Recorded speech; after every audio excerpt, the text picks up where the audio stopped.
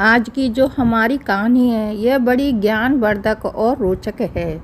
यह कहानी आपके जीवन में ढेर सारी खुशियाँ देंगी और तुम्हें बताएंगी। कृपा करके इस कहानी को पूरा सुने। ये एक कबूतर और कबूतर की कहानी है। जिस घर में बेटियां होती हैं, जिन पिता के यहाँ बेटियां होती हैं, वो अपनी परवरिश कैसे करते हैं, और जिस घर में पुत्री जन्म लेती है, शास्त्रों में ऐसा बताया गया है कि जिन घर में पुत्री जन्म लेती हैं वो व्यक्ति बड़ा भाग्यशाली होता है। और गरुड़ पुराण में तो यहाँ तक लिखा है कि जिस घर में पुत्री जन्म नहीं लेती उसे व्यक्ति का तो मुंह देखने का भी धर्म नहीं होता है। ऐसा गरुड़ पुराण में भी स्पष्ट लिखा हुआ है कि लेकिन जो लोग अपनी पुत्री को भारी छूट देते हैं, भारी लाड करते हैं, उनकी पटरियां बिगड़ जाती हैं। आज की यह कहानी आपको यही दर्शाएगी। कहानी शुरू करते हैं। कहानी इस प्रकार है। आज की कहानी प्राचीन काल के समय में एक जंगल में एक कबूतर और एक कबूतरी बैठी हुई थी। सर्दियों थी की रात थी, कड़ाके की ठंड पड़ रही थी। जब कबूतरी कबूतर से कहती है कि पिया जी, आज की रात निकालने के लिए ऐसा कुछ करिए जो आज की रात निकल जाए। सर्दी बहुत है, भारी पड़ रही है। कबूतर कहते हैं कि कोई ऐसी कहानी सुनाओ जिससे हमारी आज की रात निकल जाए। कबूतरी की बात सुनने के बाद एक कहानी शुरू करता है और कबूतरी से कहता है कि तुम ध्यान से सुनो, बड़ी ज्ञानवर्धक और रोचक कहानी है, बड़ी प्रेरणादायक कहानी है। सुनने जा रही हूँ यह कहानी। जो भी भाई बहन इस कहानी को सुन रहे हैं वो पूरा सुने। यह सुनकर कबूतर कहानी शुरू करता है कि एक नगर में एक सेठ रहता था। उसे सेठ के वहाँ पर एक पुत्री का जन्म लिया। जब पुत्री ने जन्म लिया तो सेठ के घर बड़ा अजीब खुशियों से भर गया। वो अपनी पुत्री से इतनी मोहब्बत करने लग गया कि इतना लड़ाने लग गया था, कि इतना प्यार करता था कि इसकी कोई सीमा नहीं रही थी। पुत्री को कुछ कहने की ज़रूरत नहीं पड़ती थी। वो पहले से ही पुत्री की हर इच्छाओं को पूरी करते रहते थे। लड़की इतनी बदतमीज हो चुकी थी कि किसी की बात नहीं मानती थी। उसकी माँ बात नहीं मानती थी। वह सुबह 10 से 11 बजे से पहले बिस्तर नहीं छोड़ती थी। घर वाले कुछ कहते तो उनको 10 बातें सुनाया करती थी। एक दिन भर जवान लड़कों के साथ इधर उधर घूमा करती थी। रात में 11-12 बजे घर में लौटती थी। सेठ की लड़की इतनी बदतमीज हो चुकी थी कि बयाना भी नहीं कर सकते हैं, बड़ा मुश्किल होता था। जब सेठ की घरवाली सेठ से कहती कि तुमने इस लड़की को बिगाड़ दिया है, लेकिन सेठ अपनी पत्नी को ही डांट दिया करता था और उसे चुप करा देता था। बच्ची सुधर जाएगी, अपनी बच्चियाँ है, मोहब्बत करनी चाहिए, प्यार करना चाहिए, पर इतना भी नहीं कि सिर पर से मूते।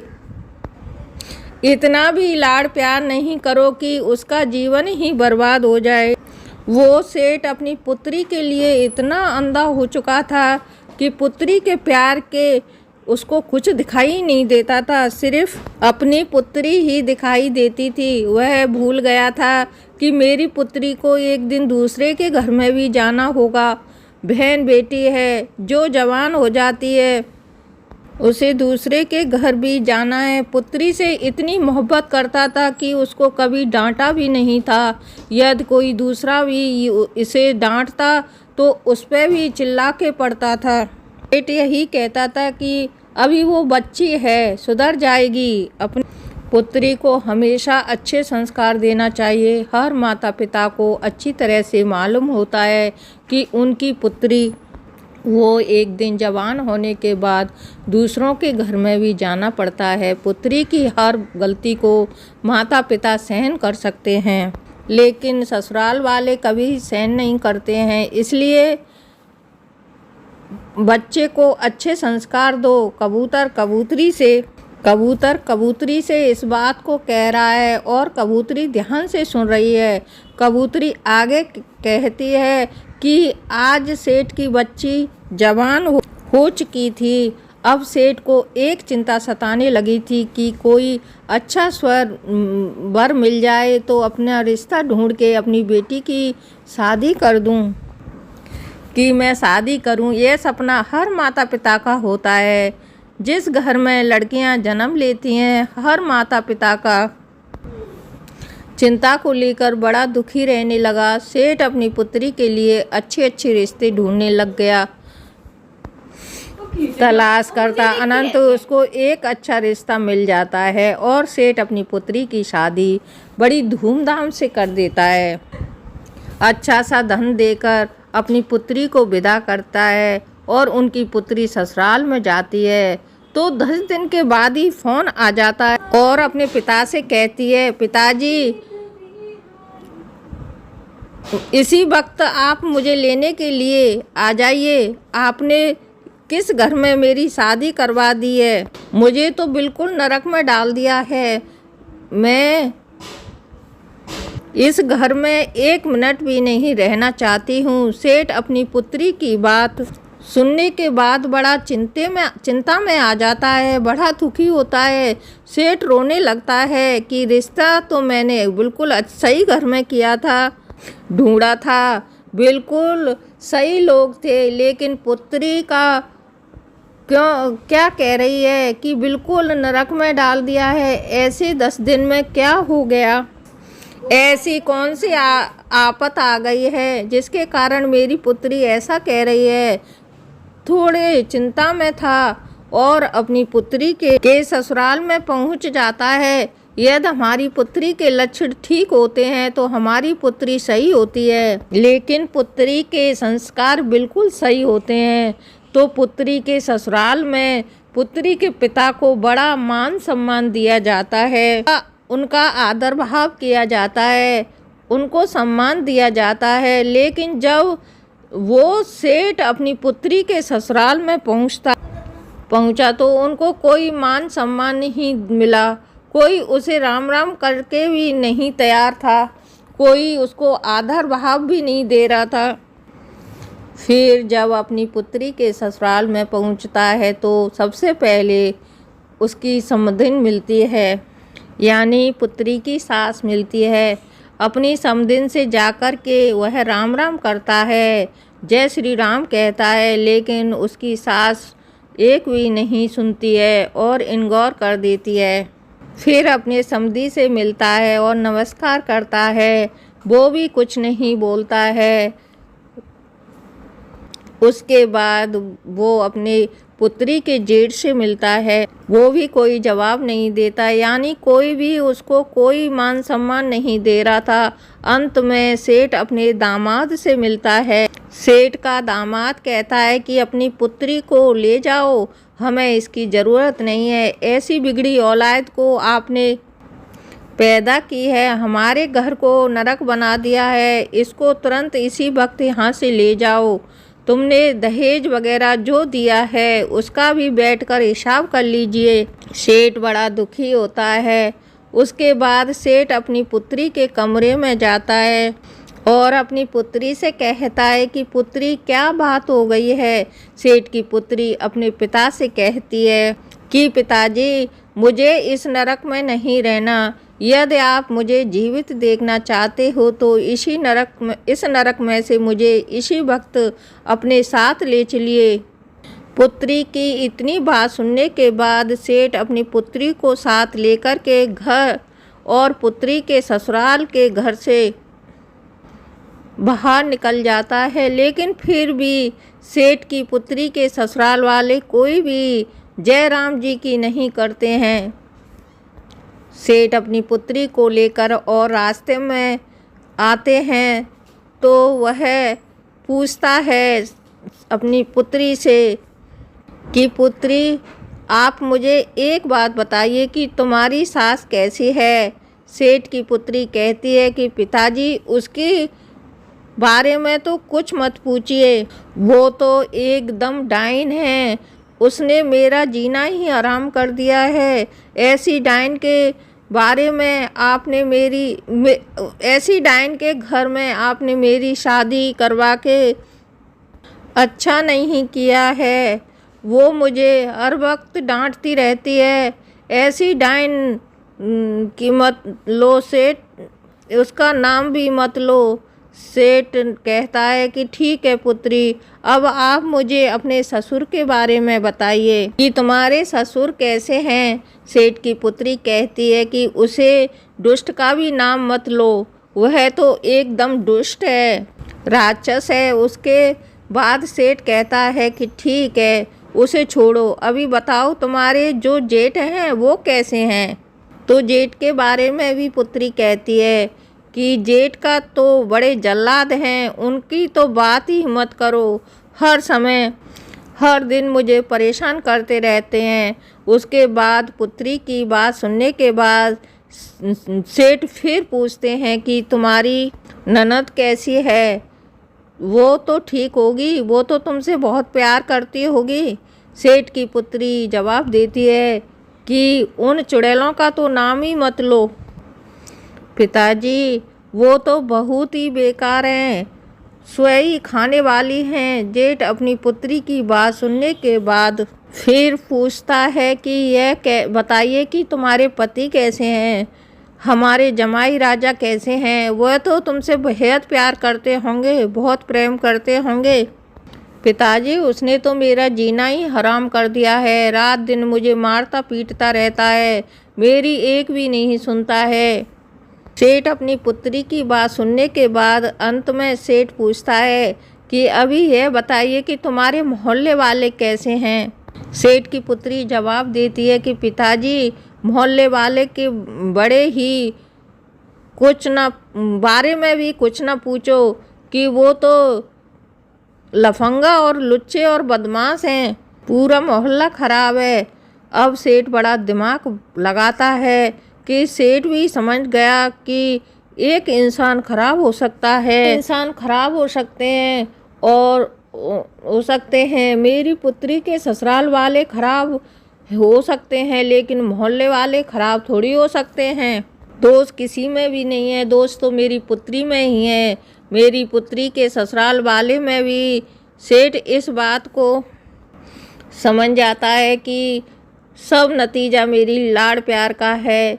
यदि मैं अपनी पुत्री को इतना लाड़ प्यार नहीं करता तो उसका यह नतीजा नहीं होता। अगर मैं अच्छे संस्कार देता तो यह आगे बात बढ़ती ही नहीं।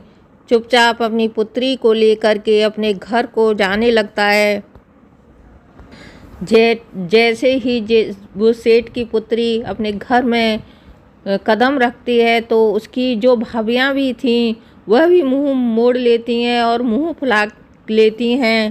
सेठ की पुत्री रोने लगती है कि मेरी भाभी आज मुझसे मुंह मोड़ रही हैं, मेरे से तो बड़ा प्रेम किया करती थीं, मेरे से तो बहुत मीठी मीठी बातें भी किया करती थीं, आज मुझे देख भी नहीं रही हैं, मुंह फूल रहे हैं। वह अपनी भाभी से जाकर पूछती है ऐसी क्या बात है, तुमने मुझे देखकर भी मुंह क्यों फूल रहे हैं। भाभी कहती हैं कि मुंह नहीं फुलाएं तो क्या करूं, तुम्हारी शादी कर दी, तुम्हें ससुराल भेज दिया, लेकिन तू फिर से मेरी छाती पर मूंग डलने के लिए आ गई है, इसलिए आज के बाद तुम मेरे से बात मत करना। उसकी भाभी उसको फटकार देती है। अब इतनी बात सुनने के बाद उसे घर में कोई भी बात नहीं करता है। उसके पिताजी के सिवा उस घर में उससे कोई भी बातें नहीं कर रहा था। धीरे धीरे बड़ी दुखी रहने लगी। जब भी घर से बाहर निकलती तो उसकी सहेलियां उससे हर बार यही पूछती कि तुम अकेली क्यों आ गई हो, जीजाजी कहाँ हैं? कोई पड़ोसी मिलता, वह भी इसी बात को पूछता कि तुम अकेली कैसे हो आ गई हो। दामाद जी कहाँ हैं? सबके ताने सुन सुनकर बड़ी दुखी रहने लगी। मंदिर में जाती तो मंदिर में भी लोग यही पूछते थे। सभी मोहल्ले वालों की जबान में यही बात रहती थी कि भला सेठ की पुत्री अकेली ही आ गई है। हो सकता है इसके घर वाले ने छोड़ दी हो, इसका तलाक होने वाला है। सेठ को भी हर बार यही ताना सुनने को मिलता और सेठ की पुत्री को भी हर बात यही ताना सुनने को मिलता था। सेठ मन में सोचता था कि सारी गलती की जड़ मैं ही हूँ और मेरी गलती की वजह से आज मुझे यह दिन देखना पड़ रहा है। एक दिन सेठ की लड़की अपने पिताजी से कहती है, पिताजी अच्छा होता यह मेरी शादी ही नहीं करते। काफ़ी समय निकलने के बाद सेठ अपनी पुत्री के कमरे में जाता है और अपनी पुत्री को देखा तो वह बड़ी चिंतित, बड़ी दुख दिखाई देती थी। तब सेठ कहता है अपनी पुत्री से, क्या बात है, आज बड़ी दुखी दिखाई दे रही हो। सेठ की पुत्री कहती है कि पिताजी मैं बड़ी दुखी हूँ, यदि आप मेरी शादी नहीं करते तो मैं बहुत अच्छी होती, लेकिन मेरी शादी करके आपने मुझे दुखों के सागर में ही ढकेल दिया है। अब मैं ऐसा क्या करूं? ससुराल वाले सभी नरक के समान हैं। ससुराल में जाऊंगी तो कैसे जाऊं? और जो मेरे परिवार वाले हैं, मेरे पियर वाले हैं, वो मेरे से कोई बात भी नहीं करता है। सिर्फ पिताजी आप ही मुझसे बातें करते हैं, माँ भी बात नहीं करती है, भाभियाँ भी बातें नहीं करती, भाई बात नहीं करते, सभी मेरे से नाराज़ हैं। मैं ऐसा क्या करूं? मैं क्या करूं तो क्या करूं? उसके पिताजी अपनी पुत्री से कहते हैं कि पुत्री, हमारे गांव में एक बहुत बड़े विद्वान पंडित आए हुए थे। एक संत आए हैं हमारी समस्या को लेकर। मैं उनके पास गया था तो उन्होंने मुझे एक उपाय बताया कि यह तुम्हें उपाय को करते हो तो 6 महीने के अंदर तुम्हारे सभी ससुराल वाले लोग तुम्हारी मुट्ठी में होंगे और तुम्हारे सारे इशारों पर नाचेंगे। इतनी बात पिताजी की सुनकर वह लड़की बड़ी खुश होती है और कहती है, सिर्फ 6 महीने में मेरी मुट्ठी में आ जाएंगे। पिताजी बोले, हाँ अच्छा 6 महीने। पुत्री कहती है, पिताजी वो उपाय मुझे जल्दी से बताइए, मैं उपाय को ज़रूर करूँगी। उस लड़की का पिता अपनी पुत्री को उपाय बताता है और कहता है कि 6 महीने तक एक मंत्र का जप करना है और साधना करनी है। यदि तुम इस कार्य को करती हो तो मंत्र 6 महीने में तुम्हारे सभी ससुराल वाले, तुम्हारे पति सारे हिसारों पर नाचेंगे। जैसा तुम कहोगी वैसा ही होगा। तुम उसे घर की रानी बन जाओगी, तुम उसे घर की मालकिन भी बन जाओगी। पुत्री बड़ी खुश होती है, लेकिन कहती है कि पिताजी ये तंत्र मंत्र वाला काम मेरे से नहीं होता, कोई सादा सिंपल रास्ता मेरे को बताइए। सेठ फिर कहता है, ठीक है पुत्री, यदि तुम मंत्र का जाप नहीं कर सकती तो मंत्र का जाप मैं कर लूँगा, तुम सिर्फ साधना कर लेना। पुत्री कहती है कि साधना कैसे की जाती है। सेठ बताता है कि साधना आपको इस तरीके से करनी है, तुम्हें 6 महीने तक बिल्कुल मौन रहना है। तुमसे कोई भी कुछ कहे बिल्कुल जवाब नहीं देना है। हर समय इंसान की बात सुननी है, हर इंसान पर को सुननी है, यही साधना होती है। सेठ की पुत्री कहती है कि पिताजी सिर्फ 6 महीने में ही हो जाएगा ना, इससे ज़्यादा मेरे से नहीं हो पाएगा। लेकिन सेठ कहता है कि हाँ सिर्फ 6 महीने में ही हो जाएगा। सेठ की पुत्री तैयार हो जाती है। सेठ अपनी पुत्री को लेकर फिर से पुत्री के ससुराल में जाता है। जैसे सेठ पुत्री के ससुराल में जाता है तो सामने सास खड़ी होती है। वो उसे बड़ी बुरी तरह फटकारती है, कहती है कि तुम आ गए, माने नहीं। वो उसे बड़ी बुरी तरह फटकारती है, कहती है कि तुम पहले आए थे तभी मना कर दिया था कि तुम्हारी पुत्री को यहाँ लेकर मत आना, हमें ज़रूरत नहीं है, इसे वापस ले जाइए। ऐसी बिगड़ी हुई औलाद आपने पैदा की है, इसे हमें नहीं ज़रूरत है, इसको आप अपने साथ ही ले जाइए। कोई आदर भाव नहीं, न कोई मान सम्मान दिया। अपनी सास की ऐसी हरकतों को देखकर उसे बड़ी गुस्सा आई और गुस्सा करती है। लेकिन सेठ अपनी पुत्री से इशारों में कहता है कि पुत्री, तुम्हें साधना करनी है, साधना का ध्यान रखो, 6 महीने तुम्हें मौन रहना है, जो भी कुछ कहे उस सब की आज से पालन करना है। लेकिन फिर भी कहते हैं ना कि पुत्री का पिता हमेशा सर झुका के ही रहना पड़ता है, इसलिए वह सिर झुकाकर सारी बातें सुनता रहा और अपनी समधिन से कहता है कि बहन जी, गलती हर इंसान से होती है, इससे भी गलती हुई है, इसको एक मौका ज़रूर दिया जाए। अब यह सुधर गई है, अब यह ऐसा कुछ नहीं करेगी। काफ़ी विनती करने के बाद उस लड़की की सास मान जाती है और राजी होती है कि ठीक है, यह सुधर गई है तो मंत्र 6 महीने तक इसके आधार भाव देखूंगी, इसके बाद इसको वापस भेज दूंगी और ज़िंदगी में दोबारा कभी नहीं अपनाऊंगी।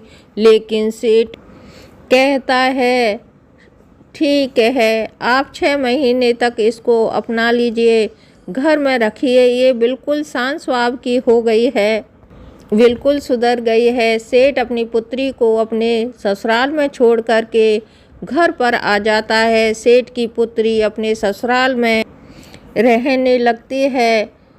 ससुराल में जाने के बाद अपने सास के पांव पड़ती है। सास आश्चर्यचकित होती है कि कुछ दिनों पहले तो यह बहुत भड़क रही थी, किसी की एक बात नहीं सुनती थी, हम पर ही हुक्म चलाती थी, बैठे बैठे खाती थी, लेकिन आज ये मेरे पाँव कैसे पड़ रही है। वो बड़ी आश्चर्यचकित होती है और सेठ की पुत्री कहती है कि माँ जी, मुझे आशीर्वाद दीजिए, आपका आशीर्वाद मेरे लिए बहुत महत्वपूर्ण है, यदि आप मुझे आशीर्वाद देंगे तो मेरी साधना सफल हो जाएगी। उसकी सास उसको आशीर्वाद देती है कि ठीक है, तुम खुश रहो। अब वो अपने घर में रहने लगती है। एक दिन की बात है, अपने ससुर के लिए वो चाय बना के ले जा रही थी। जब ससुर को जैसे ही चाय पकड़ाने लगी तो वह हाथ में से छूट गई और नीचे गिर गई। कप फूट जाता है, तभी उसका ससुर उस पर भड़क जाता है, उसको गाली गलौज निकालने लगता है, कहता है कि मेरे घर में से निकल जाइए, तुम्हारी ज़रूरत नहीं है, मैं बिगड़ी औलाद, तुम बहुत बिगड़ी औलाद हो, तुम कलेशन नहीं हो, कुचनी हो, इस तरह की उससे बातें करता है। अब सेठ की पुत्री मन ही मन में इस बात को सोचती है कि यदि मेरी चिंता मंत्र का जप नहीं होता तो इसी कप से मैं तेरा सर फोड़ देती, लेकिन क्या करूं, मैं साधना कर रही हूं, चुप रहने, मेरे पिता मंत्र का जप कर रहे हैं, इसलिए तुम्हारी इतनी बात सुननी पड़ रही है। उसे सेठ की पुत्री से जब भी कोई कुछ कहता तो उसको गुस्सा तो बहुत आता, चिड़चिड़ापन होता, लेकिन क्या करे, उनके पिता की बातें याद आ जाती कि 6 महीने तक साधना करनी है, चुप रहना है और मैं मंत्र जप करूँगा। तो इसी बात को लेकर वह चुप रह जाती, अपने गुस्से पर काबू करती। इसी तरीके से वह बड़ी मुश्किल से अपने गुस्से पर काबू पाया और धीरे धीरे उसका घर बार बेच लगा। उसको यकीन होने लगा कि अब यह सुधर गई है, बड़ी मुश्किल से उसका घर बाहर बसा है। 6 महीने बाद वह गर्भवती हो जाती है। 9 महीने बाद वो माँ बन जाती है। अब उसकी गृहस्थी बड़ी आराम से चल रही थी, इसलिए कहते हैं कि अपनी पुत्री को बेइंतहा लाड नहीं करना, उसको सर पर ना चढ़ाना, नहीं तो बड़ा खतरनाक साबित होता है। हाँ, अपनी पुत्री को प्रेम करो, मोहब्बत करो, हर चीज़ का ख्याल रखो, लेकिन इतना भी नहीं सर पे न चढ़ाना कि एक दिन तुम्हें भारी पड़ जाए और उसका भी जीवन बर्बाद हो जाए। कबूतर अपनी कहानी अब समाप्त करता है। प्रिय दर्शकों, अपनी पुत्री को हमेशा अच्छे संस्कार देना चाहिए। हर माता पिता को यह अच्छी सीख मिलती है। यह ज़रूर सुनना, और सुनने के बाद कहानी पसंद आई हो तो सब्सक्राइब करना और लाइक करना। धन्यवाद।